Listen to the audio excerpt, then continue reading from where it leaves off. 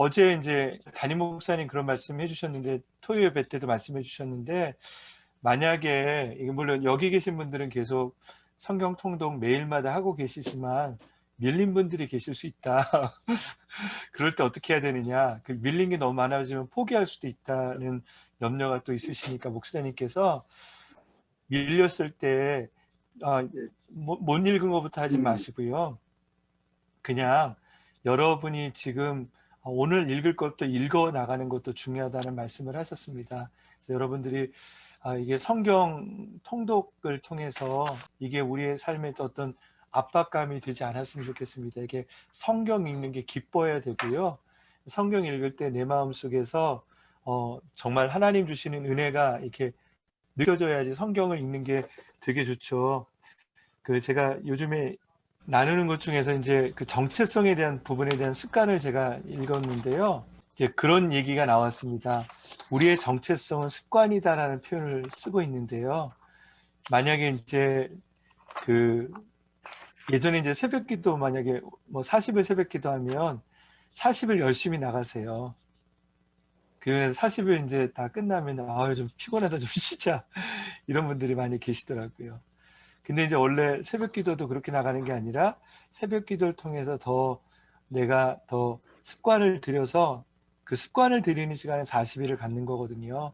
그래서 새벽 기도 40일 새벽 기도 끝나고도 계속 새벽 예배를 드릴 수 있도록 하는 게 가장 좋은 어떤 목적입니다. 그래서 여러분들이 이번에 90일 성경 읽기를 통해서 90일 안에 끝내자라는 것도 중요하지만 또 중요한 거는 90일을 통해서 여러분들이 계속 성경을 읽어가는 습관들이 여러분에게 있기를 바랍니다. 그리고 기쁜 마음을 읽으세요. 원래 유대인들은 그 성경을 가리킬 때 꿀을 발라가지고 성경을 가리켜줬다는 말씀 들었잖아요.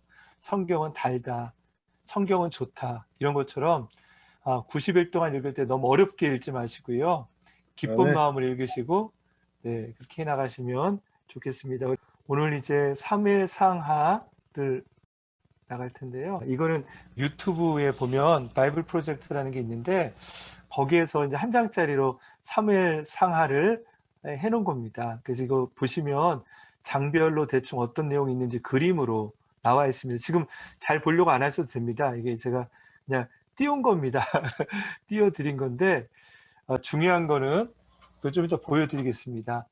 중요한 거는요. 사무엘 상하의 목적은 뭐냐면 여러분 아시는 사무엘이 이스라엘 역사에 대해서 기록한 것이 사무엘입니다. 사무엘은 마지막 사사이기도 하죠. 사사기는 어떤 시대냐면 자기가 원하는 대로 자기가 옳다고 생각하는 대로 살았던 시대가 사사기이죠. 그 사사기와 왕정시대의 중간에 브릿지 역할을 했던 사람이 바로 사무엘입니다. 그래서 사무엘을 통해서 어떻게 왕정이 시작이 됐고 또 사울과 다윗 왕이 어떤 차이점이 있는지를 보여주는 것이 바로 사무엘 상하의 내용입니다. 이스라엘에서 리더들의 가장 많은 특징들은요. 전쟁을 통해서 등극될 때가 많았습니다. 사무엘이 등극됐던 것도 위대한 리더로 나오게 된 것도 블레셋과의 전쟁입니다. 이스라엘 백성들은 블레셋과 전쟁 가운데 법궤를 뺏기게 되죠. 그랬는데 그때 바로 사무엘이 미스바에서 하나님께 기도하면서 금식하자는 얘기를 하죠. 그리고 그 금식 이후에 블레셋을 이스라엘 백성들이 이기는 사건이 나타납니다. 바로 그것이 우리가 아는 것처럼 에베네셀 하나님, 하나님께서 우리를 여기까지 도우셨다라고 하시는 그 하나님의 모습이 나타나죠. 바로 그 이야기가 이 사무엘의 전반기의 이야기입니다. 사무엘상 전반기는 블레셋과 여기 나오는 것처럼 이스라엘과의 전쟁에서 법궤를 돌아오는 이 사건 가운데서 바로 사무엘은 하나님의 이스라엘 백성의 리더로 되게 되죠. 그 외에 이제 사무엘이 했던 일 중에 하나는 왕을 세웠던 일입니다. 이스라엘 백성들이 다른 지역에 왕들이 있기 때문에 우리들도 왕을 원한다라고 사무엘에게 말합니다. 그때 하나님께서 세웠던 왕이 두 왕이죠. 첫 번째는 사울이고 두 번째는 다윗입니다. 사무엘상을 통해서 우리는요, 사울과 다윗이 어떻게 다른지 이런 것들 여러분이 보시면서 말씀을 읽으면 좋겠습니다.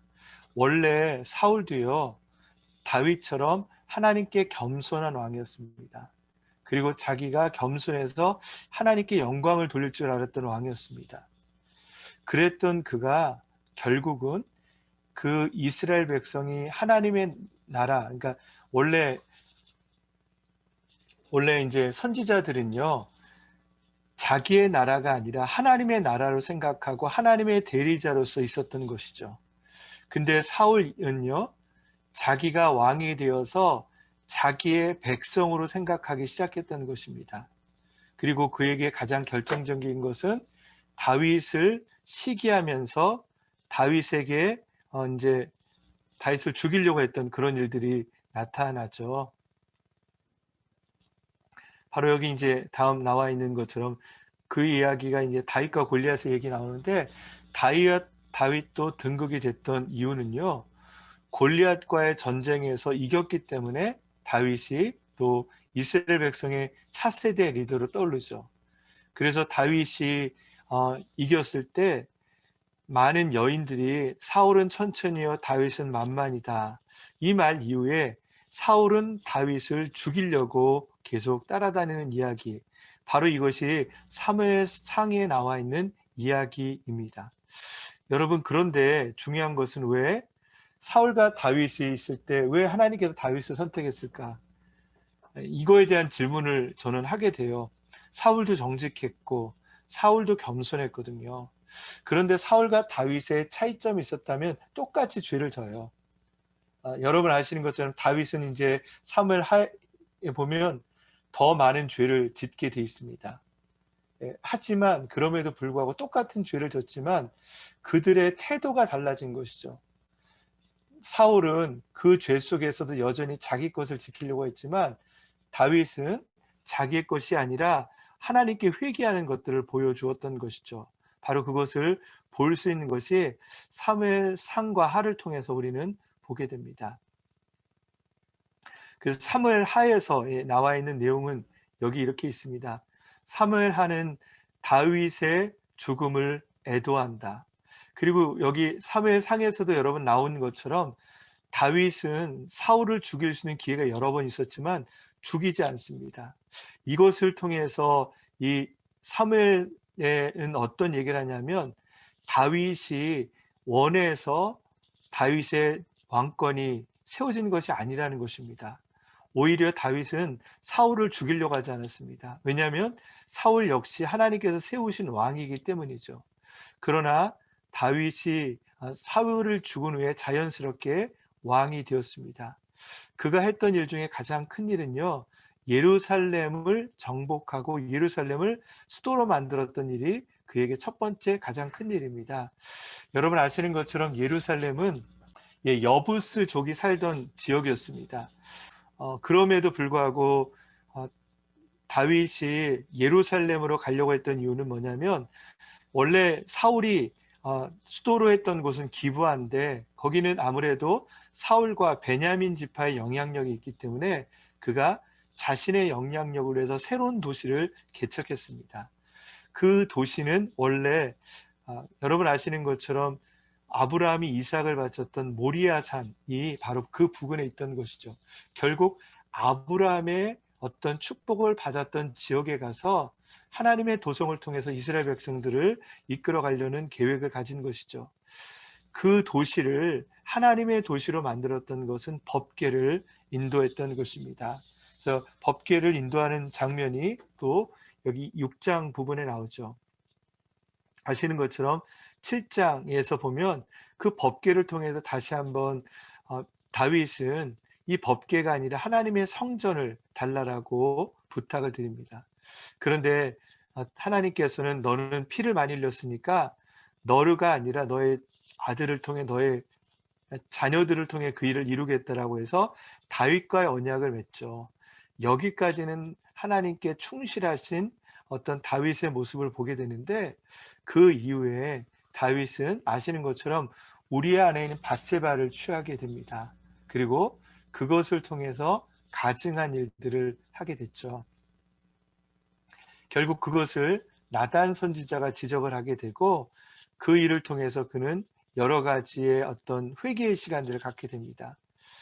하지만 그 회개의 시간 이후에 이제 보면 다말, 암논, 압살론, 뭐 여러 압살론은 다윗의 세 번째 아들이죠. 그 아들을 통해 배반을 당해서 비극적인 노년을 보내게 됩니다. 결국 다윗은 말년에 돌아오게 되지만 다윗은 이렇게 피난 가면서 시므이 같은 사람은 사울의 베냐민 지파의 사람입니다. 그런 사람을 통해서 멸시를 받기도 하고 여러 가지 왕으로서의 어떤 것들을 누리지 못하는 때가 있었던 것이죠. 여러분, 이스라엘 백성들이 가장 좋아하는 왕이 누구냐면 다윗 왕입니다. 그리고 다윗 왕의 그 다윗의 별을 통해서 다윗의 부흥을 꿈꾸는 게 이스라엘 백성들의 모습이죠. 그런데 오늘 이 성경에 기록된 다윗은요, 하나님 앞에 나가는 모습도 있었지만 여전히 그에게는 죄된 모습과 또 비극적인 자기의 자녀들에게 쫓겨다니는 그런 비극적인 모습도 오늘 말씀 가운데 기록이 되어 있습니다.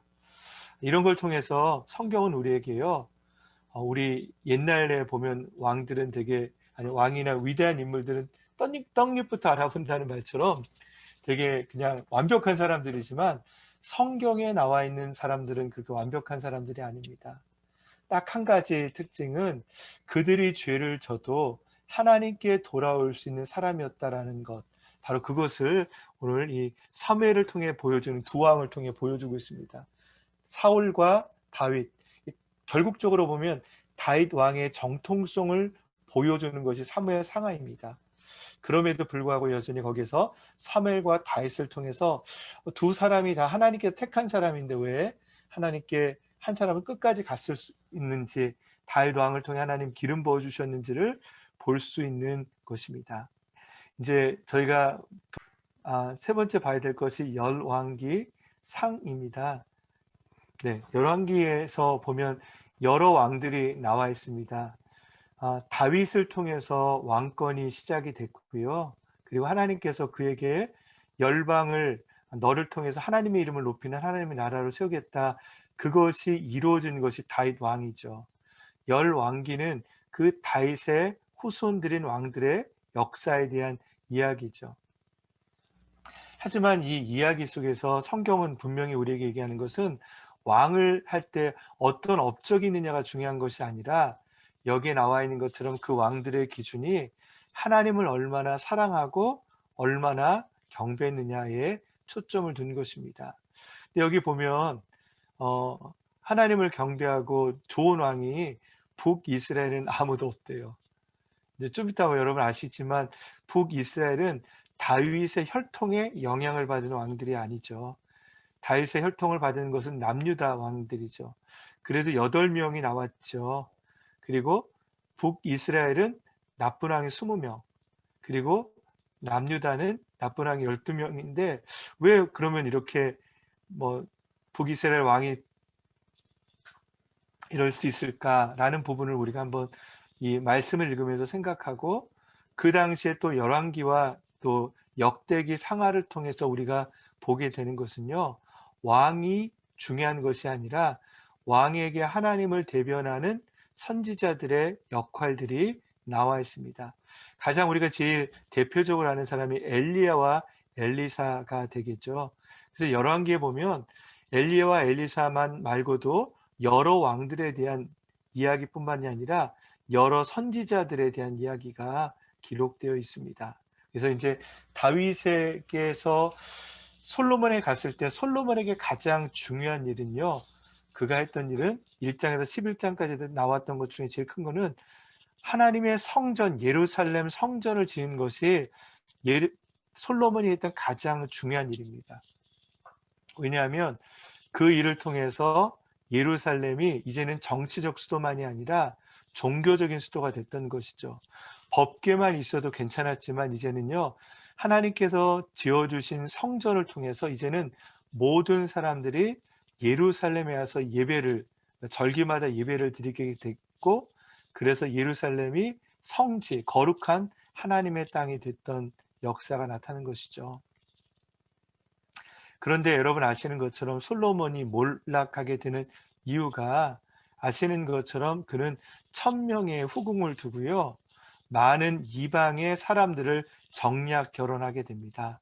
또 그래서 그 후궁들을 위해서 돈을 많이 써서 왕궁을 만들고, 그 후궁들이 갖고 있는 여러 가지 우상들이 또 예루살렘에 들어옴을 통해서 나라가 분열되기 시작하죠. 그래서 이제 열왕기에서 12장에 보면 어, 왕이 분열되게 되는 이유가 그 솔로몬의 아들이었던 르호보암의 그 잘못된 정치 때문에 신하였던 여로보암과 또 다른 사람 10지파가 반란을 일으키게 됩니다. 그래서 2지파와 10지파가 그렇게 갈라지게 되죠. 근데 참 신기한 건요, 북이스라엘이 더 큰 나라였어요. 영역적으로, 인구적으로도 그렇죠. 그런데 하나님의 역사는요, 인구와 상관없이 하나님께서 언약을 주었던 어, 아브라함과 또 다윗과 솔로몬의 혈통을 받았던 유다 가운데 하나님의 은혜가 넘치게 되죠. 열왕기 상에서 이제 하도 있는데, 상에서 하이라이트는 바로 엘리야와 엘리사에 대한 부분입니다.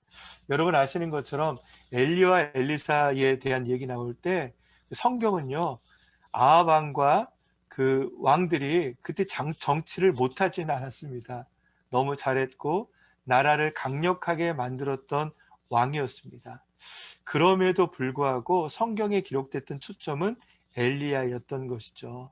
그래서 엘리야가 아합의 죄를 또 꾸짖고, 또 그것을 통해서 또 갈멜산에서 또 바알 선지자들을 이겼던 그런 사건, 그리고 엘리사가 나만 장군을 치료하고 또 독이 든 국물을 깨끗하게 하고 또 죽은 소년을 살렸고, 뭐 이런 기적들에 대한 이야기를 통해서 여전히 하나님의 메시지를 이스라엘 백성들에게 들려주는, 특별히 왕들에게 그들의 정치의 가장 중요한 것은 하나님을 섬긴다라는 것을 보여주고 있습니다.